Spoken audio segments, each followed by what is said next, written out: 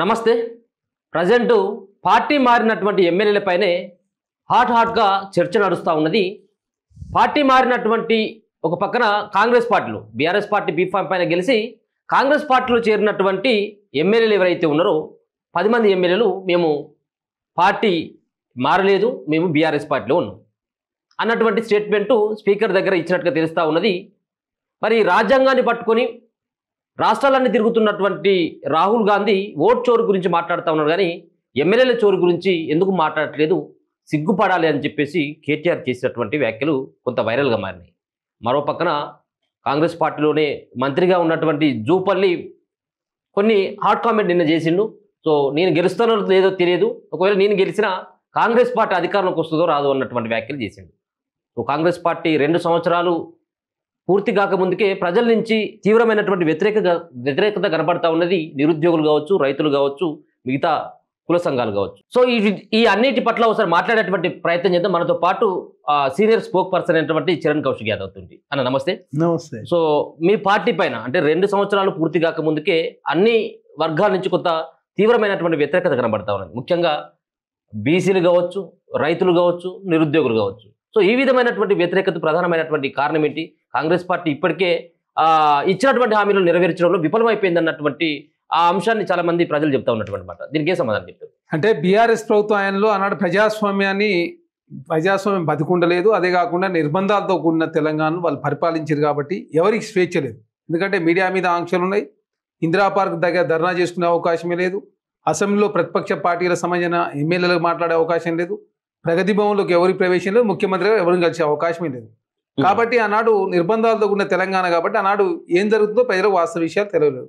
ఈరోజు తెలంగాణ రాష్ట్రంలో ప్రజాస్వామ్యం బతికుంది కాబట్టి, తెలంగాణ రాష్ట్రంలో కాంగ్రెస్ ఎక్కడ కూడా మీడియా మీద ఆంక్షలు విధించలేదు కాబట్టి మీడియా కావచ్చు, సోషల్ మీడియా కావచ్చు, యూట్యూబ్ ఛానల్స్ కూడా యథేచ్ఛగా వార్తలు ప్రసారం చేస్తారు. దానిలో భాగంగా ప్రభుత్వం కూడా ఖచ్చితంగా అట్లాంటి వార్తలు దృష్టికి వచ్చిన సమస్యలు పరిష్కరించే ప్రయత్నంలో ముందుకు పోతాం. కేవలం వీళ్ళు ప్రచారం చేస్తే మాత్రమే ఈ పార్టీ పైన వ్యతిరేకత అంటే జనాల్లో కనబడుతుంది. వ్యతిరేకత ఏం లేదు.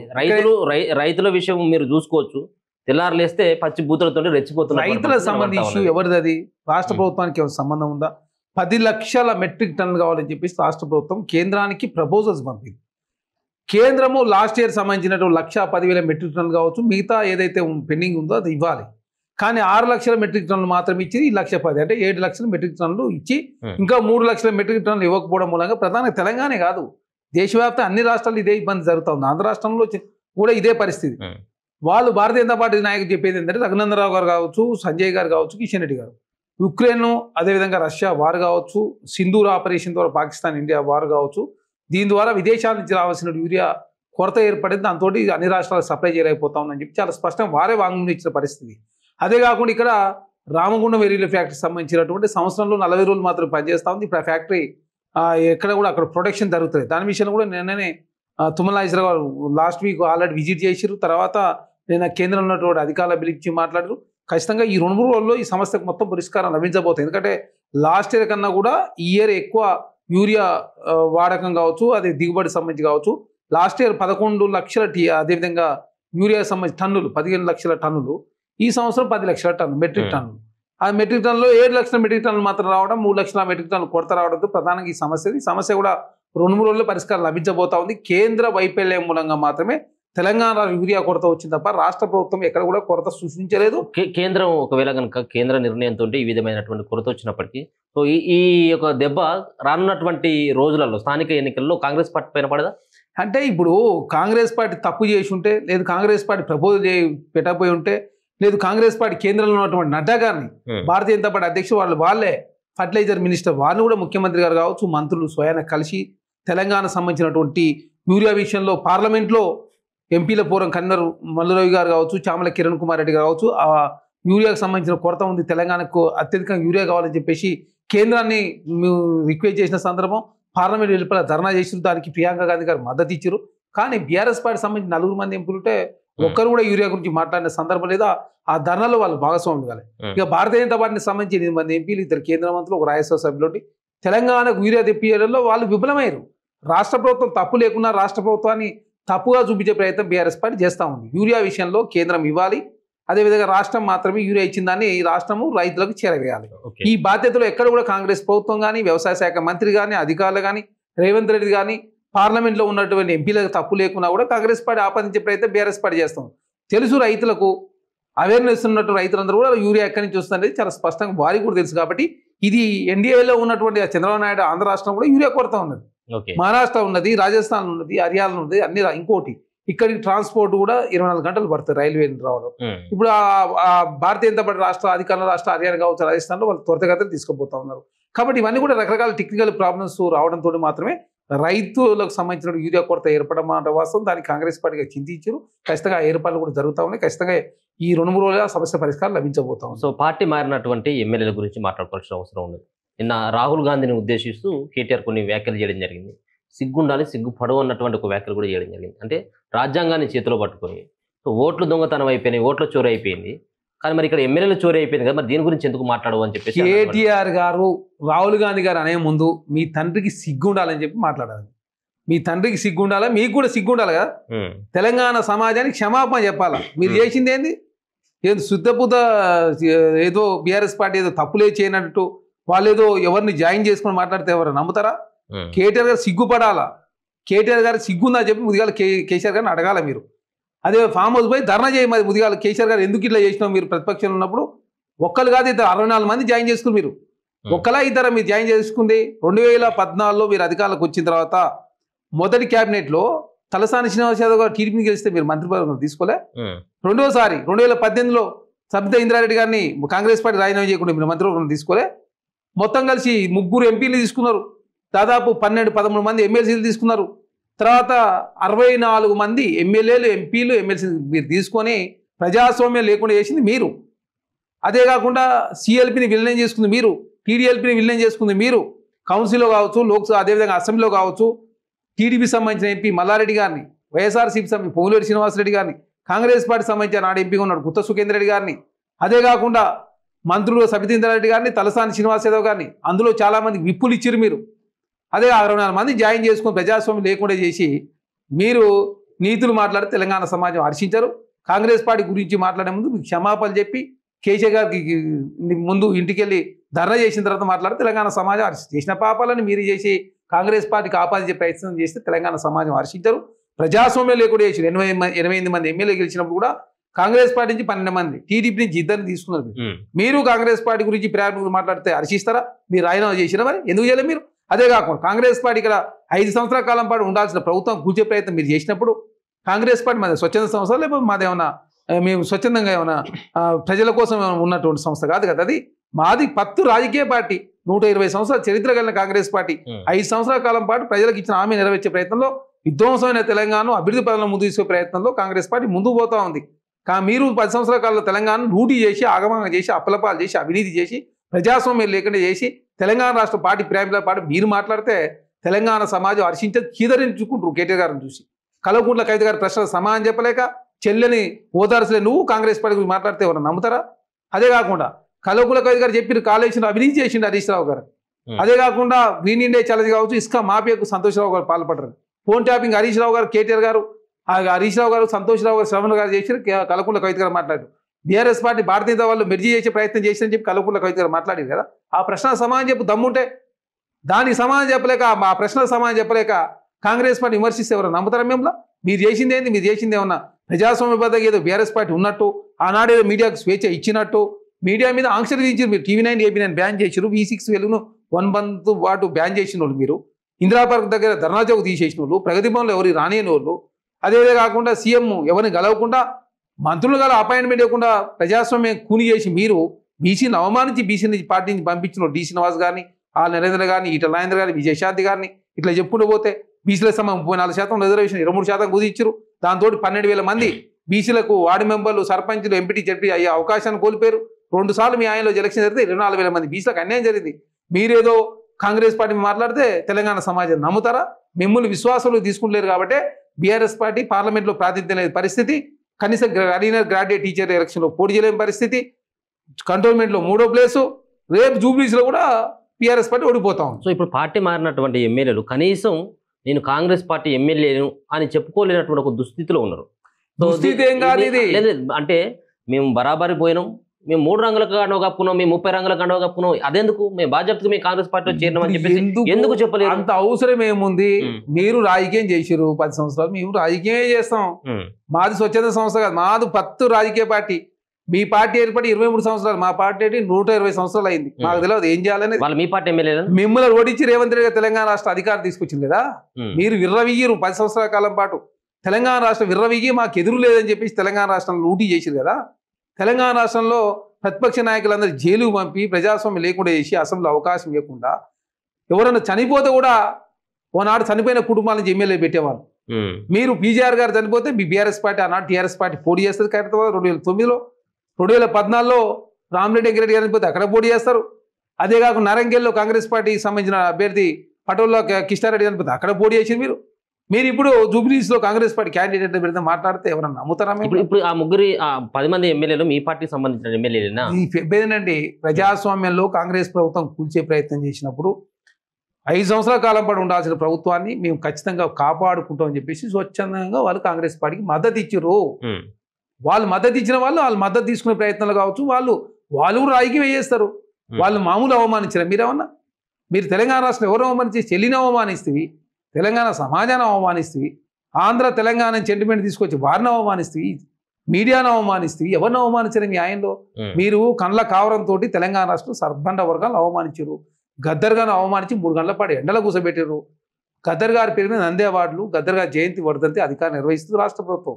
అందశ్రీ గారి గీతాన్ని అవమానిస్తే గీతాన్ని అధికారికంగా తెలంగాణ రాష్ట్రం నిర్వహించుకున్నాం. టీజీ కోసం పోరాటాలు చేస్తే టీఎస్ పెట్టారు. ఈనాడు టీజీ మళ్ళీ పునరుద్ధరించుకున్నాం. తెలంగాణ ఉద్యమకాల ఆకాంక్ష కోసం పనిచేస్తూ ఉంది. విధ్వంసమైన తెలంగాణను పరిరక్షించే క్రమంలో కొంత ఇబ్బందులు అవుతా ఉన్నాయి. ఆర్థికంగా రాష్ట్రం చితికిపోయింది. అదే కాకుండా ద్రవ్యోల్బణం కావచ్చు, ఒక వ్యాప్తంగా ప్రపంచవ్యాప్తంగా వస్తున్నటువంటి ఆర్థిక సంక్షోభం కావచ్చు, యుద్ధాలు కావచ్చు, రకరకాల పరిణామాల మూలంగా రాష్ట్రాల ఆదాయం గణనీయంగా తగ్గుతూ ఉంది. కాబట్టి తెలంగాణ రాష్ట్రం ఇంకా అనుకున్న స్థాయిలో అభివృద్ధి పదం ఇంకా దూసుకుపోతలేమో. కాంగ్రెస్ పార్టీ వచ్చిన తర్వాత మీరు చూస్తూ ఉన్నాం, మేము చర్చ చేస్తాను రెడీ ఉన్నాం. విద్యా, వైద్యం, సేద్యం దేని విషయంలో చర్చ చేద్దాం రండి అంటే రాకుండా ప్రతిపక్ష నాయకుడు 2 గంటల పాటు మాత్రం అసెంబ్లీకి వచ్చి 53 లక్షల జీతం తీసుకొని ప్రజాస్వామ్యాన్ని అవమానిస్తుంది కేసీఆర్ గారు కదా. 13 పేపర్లు లీక్ అయినప్పుడు ఏడమైనాడు కేటీఆర్ గారు. 13 పేపర్లు లీక్ అయినాయి. 2 లక్షల ఉద్యోగాలు ఇస్తా అని చెప్పేసి 9 సంవత్సరాల కాలం మీరు ఇచ్చిన ఉద్యోగాలన్నీ మీరు నిధులను ఎట్లా అవమానించారో అందరికీ తెలుసు. కాంగ్రెస్ పార్టీ నిధుల ఎక్కడ పేపర్ లీక్ కాలే. గ్రూప్ 1లో కొన్ని చిన్న ల్యాబ్స్ ఉన్నాయని చెప్పేసి కోర్టు చెప్పింది. దాని విషయంలో కాంగ్రెస్ పార్టీకి చింతించినా ఖచ్చితంగా నిధులకు న్యాయం చేసే ప్రయత్నంలో ప్రభుత్వం ముందుకు పోతాం. రాజకీయ పైరవులు తావలేకుండా నిధులకు మేలు చేసే ప్రయత్నంలో కాంగ్రెస్ ప్రభుత్వం ముందుకు పోతా ఉంటే నిధులు రెచ్చగొట్టే ప్రయత్నం, రైతులు రెచ్చగొట్టే ప్రయత్నం, మహిళలను ఆనాడు అగౌరవపరిచి మహిళలను మొదటిసారి క్యాబినెట్లో తీసుకోలేదు. అదేగా మహిళా సంఘం రుణమాఫీ చేయలేదు. మేము తెలంగాణ రాష్ట్రం మహిళల కోసం అద్భుతమైన పథకాలు కాంగ్రెస్ ప్రభుత్వం ప్రవేశపెట్టింది. 1 కోటి మంది మహిళలను కోటీశ్వరులు చేసే ఏకైక లక్ష్యంలో ముందుకు పోతాం. సో అంటే ఒక పక్కన ప్రభుత్వం పైన వ్యతిరేకత ఉన్నటువంటి వాళ్ళే కావచ్చు, లేకపోతే ఆపోజిషన్ పార్టీలో ఉన్నటువంటి వ్యక్తులు ఇక మా పార్టీ కాంగ్రెస్ పార్టీగా మునిగిపోయినటువంటి ఇక మళ్ళీ లేవదు రాదు అని చెప్పేసి మాట్లాడడం సహజంగా మనం వింటే ఉంటాం. కానీ ఇదేందో మీ పార్టీలో ఉన్నటువంటి మంత్రి జూపల్లి కృష్ణారావు మాట్లాడుతూ ఒకవేళ నేను గెలిచినా మా పార్టీ అధికారంలోకి రాదు, అసలు నేనే గెలుస్తానో లేదు అన్నటువంటి వ్యాఖ్యలు చేస్తాను. సో గంత అభద్రత భావం మళ్ళీ కాంగ్రెస్ పార్టీ పైన ఎందుకు వచ్చిందని చెప్పేసి అనుకోవచ్చు. తన వ్యాఖ్యలు వక్రీకరించారని చెప్పి చాలా స్పష్టంగా నిన్న గాంధీ భవన్ వేదికగా మాట్లాడారు. ఇంత దిగజారుడుకు బీఆర్ఎస్ పార్టీ పాల్పడతా ఉంది. కల్వకుంట్ల కవిత గారు చెప్పారు కదా, యూట్యూబ్ ఛానల్ అని కూడా రామన్న చూసుకుంటాడు, శాటిలైట్ ఛానల్ అని కూడా హరీష్ అన్న చూసుకుంటాడు. అంటే 23 యూట్యూబ్ ఛానళ్ళు పైసలు ఇచ్చి మీరు మేనేజ్ చేసినంత మీ సొంత ఛానల్ పెట్టుకొని ప్రాపగాండా క్రియేట్ చేస్తే తెలంగాణ ఆయన మాట్లాడలేదంటా ఉన్నారు. అది ఖండించారు కదా. అదే నిన్న జూపల్లి కృష్ణారావు గారు గాంధీ భవన్ లో ప్రెస్ మీట్ పెట్టి నా వ్యాఖ్యలు వక్రీకరించి నేను మాట్లాడింది అట్లా కాదు, దయచేసి నేను మాట్లాడింది ఇట్లని చెప్పి చాలా స్పష్టంగా వివరణ ఇచ్చారు. అది మీరు ఒకసారి బయట కూడా చూసుకోవచ్చు. కాబట్టి తెలంగాణ రాష్ట్రంలో బీఆర్ఎస్ పార్టీలో తను మంత్రిగా పనిచేసిన తర్వాత బీఆర్ఎస్ పార్టీ ఉండలేకనే కాంగ్రెస్ పార్టీకి వచ్చింది జూపల్లి కృష్ణారావు గారు. 10 సంవత్సరాల కాలంలో వాళ్ళు ఏం చేయలేదు, తెలంగాణ నిండా ముంచినగా కాంగ్రెస్ పార్టీకి వచ్చింది. కాంగ్రెస్ పార్టీకి వచ్చిన తర్వాత కాంగ్రెస్ పార్టీ ఇరిగేషన్ ప్రాజెక్టులు కావచ్చు, రైతుల సంబంధించి కావచ్చు, నిర్దోష సంబంధించి కావచ్చు, అరే తెలంగాణ రాష్ట్రంలో ఎవరన్నా మాట్లాడే వారికి స్వేచ్ఛ ఉండాలి, ప్రతిపక్షాలు ఉంటాయని చెప్పి కాంగ్రెస్ పార్టీ భావిస్తుంది. ప్రతిపక్షాలు ప్రశ్నించాలని చెప్పి కాంగ్రెస్ పార్టీ భావిస్తూ ఉంది. ప్రశ్నించినప్పుడు ఆ ప్రశ్నలకు సంబంధించి సమాధానం చెప్పే ప్రయత్నం కావచ్చు, తీర్చే ప్రయత్నంలో కాంగ్రెస్ ప్రభుత్వం ముందుకు పోదు తప్ప వాళ్ళు అసలు ప్రశ్నించొద్దు, వాళ్ళకి ప్రజాస్వామ్యం ఉండొద్దు, మమ్మల్ని ఎందుకు ప్రశ్నిస్తారని చెప్పి కాంగ్రెస్ పార్టీ అనుకోవడం లేదు. మేము మహాభారతంలో ఏదైతే ఆనాడు అక్కడ ఉన్నటువంటి కుక్క కూడా మహాభారతంలో అర్జునుని ప్రశ్నించింది. నన్ను అనుమానించి నా మీద ఎట్లా దాడి చేస్తామని చెప్పి కుక్క పిల్ల మీద అర్జున్కు సంబంధించిన బృందం దాడి చేస్తే కుక్క తల్లి వచ్చి అర్జున్నే ప్రశ్నిస్తుంది, మీరు అనుమానించి మా మీద దాడి ఎట్లా చేస్తారు, కుక్క మీద మీరు దాడి చేసి ఆ కుక్క కరిచిన తర్వాత కదా మీరు దాడి చేయాల్సిందని చెప్పేసి మహాభారతంలో కుక్క అర్జున్నే ప్రశ్నించినప్పుడు తెలంగాణ రాష్ట్రంలో కాంగ్రెస్ పార్టీగా మమ్మల్ని ప్రశ్నించాలని చెప్పి కాంగ్రెస్ పార్టీ కోరుకుంటుంది.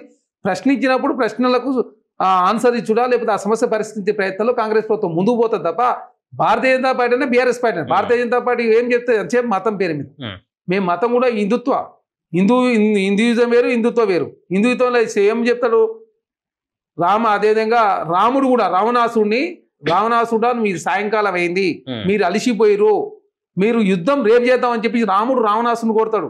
అదే భారతీయ జనతా పార్టీ అయితే ఏం చేస్తుంది, రావణాసుడు అలిసిపోయాడు కదా చంపేద్దాం అనుకుంటాడు. కానీ రాముడు అట్లా అనుకోలే, శత్రువు అయినా కూడా శత్రువు అలిసిపోయినప్పుడు ఖచ్చితంగా రేపు యుద్ధం చేద్దామని చెప్పేసి రాముడు రావణాసుని కొడతాడు.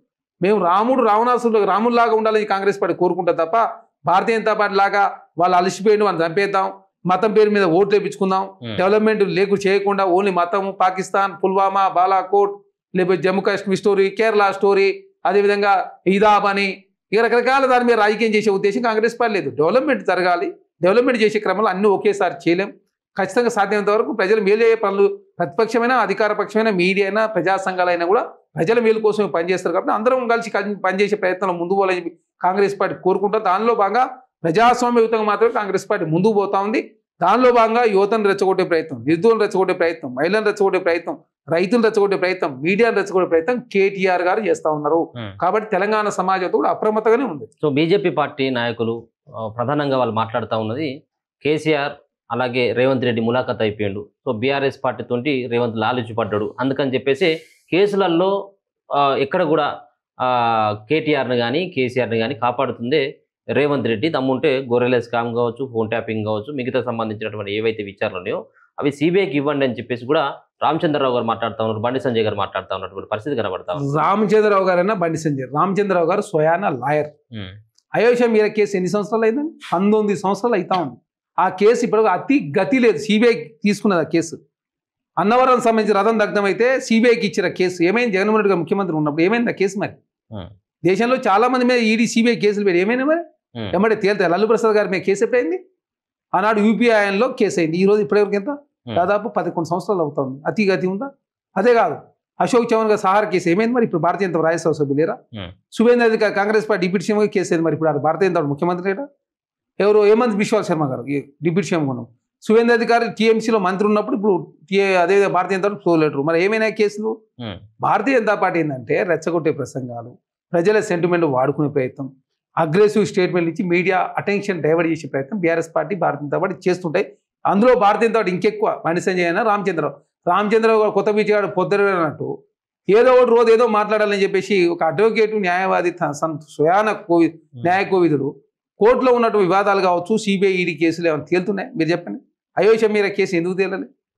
కాబట్టి ప్రతిదాన్ని రాజకీయం చేసే ఉద్దేశంలో ముందుకు పోతూ కాంగ్రెస్ పార్టీ డెమోక్రటిక్ వేలో ముందుకు పోతా ఉన్నాం. కాబట్టి కమిషన్లు కావచ్చు, ఏసీబీ కావచ్చు, సిట్ కావచ్చు, డెమోక్రటిక్ వేలో ఖచ్చితంగా రాజకీయ కక్ష కారుణ్యాలు తావు లేకుండా ఖచ్చితంగా నిజమైనటువంటి ఎవరైతే దోపిడీ చేసిరో, నిజంగా ఎవరైతే తెలంగాణ సంపదను దోసుకున్నారో వాళ్ళకి శిక్ష పడాలని కాంగ్రెస్ పార్టీ భావిస్తాం. దానిలో భాగంగా కొంత లేట్ అవుతా ఉంది. ఖచ్చితంగా ఎవరైనా తప్పు చేసిన వాళ్ళు ఎవరు వదిలిపెట్టే ప్రశ్న లేదు. కాళేశ్వరం కమిషన్ సంబంధించి సిబిఐకి ఇచ్చినాం కదా.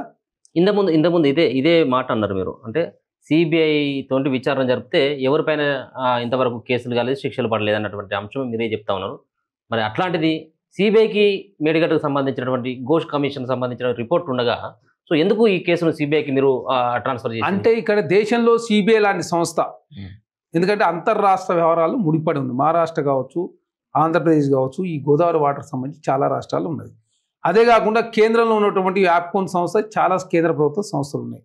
కాబట్టి కేంద్రము పక్క రాష్ట్రాల సమస్య ఉన్నప్పుడు రాష్ట్రంలో ఉన్నటువంటి సిఐడో విచారణ చేయడం సమంజసం కాదని చెప్పి సభ్యుల సలహా సూచనల మేరకు అసెంబ్లీలో చర్చ పెట్టిన తర్వాత, క్యాబినెట్లో తీర్మానం చేసిన తర్వాత, అధికారుల కమిటీ రిపోర్ట్ తర్వాత ప్రభుత్వం ఒక నిర్ణయానికి వచ్చి దేశంలో సిబిఐ లాంటి సంస్థ లేదు, ఇంకొక మరొకటి ఉంటే దానికి ఇచ్చేవాళ్ళు. గత్యంత లేక సిబిఐకి ఇచ్చిన పరిస్థితి. కాబట్టి సిబిఐ దాని మీద విచారణ చేసి త్వరగా దాన్ని పరిష్కరించాలని ప్రభుత్వం భావిస్తూ ఉంది. దాని విషయంలో కూడా జోష్ కమిషన్ మీద హైకోర్టుకు టీఆర్ఎస్ పార్టీ సంబంధించిన కేటీఆర్ గారు, అదే కేసీఆర్ గారు వాళ్ళు పోయిన పరిస్థితి. దాని చట్టబద్ధ కూడా వాళ్ళు ప్రశ్నించరు. అదేగా ఎన్డీఏసీ రిపోర్ట్ మీద ఆల్రెడీ సిబిఐ రాసినాం కాబట్టి ఏదైతే ఘోష్ కమిషన్కు ఆధారాలు ఇచ్చినా అదే ఆధారాలు సిబిఐ కూడా రాష్ట్ర ప్రభుత్వం ఇవ్వబోతాం కాబట్టి కల్వకుంట్ల కవిత గారు కాళేశ్వరం అవినీతి జరిగిందని చెప్పి చాలా స్పష్టంగా చెప్పింది హరీష్ రావు గారు చేసినారు. ఆమె కాడ కూడా ఆధారాలు ఉంటే సిబిఐకి ఇవ్వాలి. అదే కాకుండా ఫోన్ ట్యాపింగ్ పాల్పడ్డారు ఫోన్ సిట్టు కూడా ఆమె ఆధారాలు సమర్పిస్తే ఖచ్చితంగా సిట్టు ఆ దిశగా విచారణ చేస్తుంది. సిబిఐ కూడా ఖచ్చితంగా ఆ దిశగా విచారణ చేసే అవకాశం ఉంది. కాబట్టి కల్వకుంట్ల కవిత గారు సిబిఐకి వారి దగ్గర ఉన్న ఆధారాలు సమర్పించాలని చెప్పి కాంగ్రెస్ పార్టీ కోరుతా ఉన్నాం. అదే కాకుండా రాజీనామా చేసిన అయిపోయిందని అన్నది, మరి కౌన్సిల్ చైర్మన్ కలుస్తున్నా అన్నది, లేక పంపించింది. మరి ఇంతవరకు దాని మీద రిజల్ట్ లేదు, ఆమె రాజీనామా ఆమోదించలేదు. మరి ఎక్కడ ఏదో జరుగుతుంది. ఏమన్నా శోభమ్మ కలిసిందట, మరి కలిసింద కల్వకుంట్ల కుటుంబం ఈ కాళేశ్వరం విషయం డైవర్ట్ చేయడం కోసం మాత్రమే ఈ ఎంత నాటకాలు జరుగుతున్నాయని చెప్పి తెలంగాణ సమాజం అనుకుంటారు. మరి ఆ దిశగా ఉన్న అడుగులు పడతాం కనపడతాం. వారు సస్పెండ్ చేసుడు, రాజీనామా చేసుడు, ఆ రాజీనామాను వాళ్ళు ఆమోదించకపోవడం. కాబట్టి ఇదంతా వ్యవహారం అంతా చూస్తే కూడా కల్వకుంట్ల కుటుంబం మళ్ళీ ఒకసారి కలిసిపోయి తెలంగాణ సమాజాన్ని అదేవిధంగా తప్పుదారి పడిచే ప్రయత్నం కూడా చేస్తాం కనపడతాం. కాబట్టి కల్వకుంట్ల కవిత గారు నేను సిద్ధశుద్ధిగా మరి ఆమోదించుకోవాలి కదా. ఎందుకు మళ్ళీ స్టంట్ క్రియేట్ చేయడం? ఆ కుటుంబంతో పంచాయతీ ఉన్నట్టుగా ఒకసారి కేటీఆర్తో ఉన్నది, ఒకసారి కేసీఆర్ గారు, తర్వాత హరీష్ రావు, సంతోష్ రావు, ఇక్కడ శ్రవణ్ రావు మీద పోయింది, రకరకాల మీదకి తిప్పుతా ఉన్నది. ఇష్యూని డైవర్ట్ చేసే ప్రయత్నం కల్వకుంట్ల కవిత గారు కూడా చేస్తూ ఉన్నారు.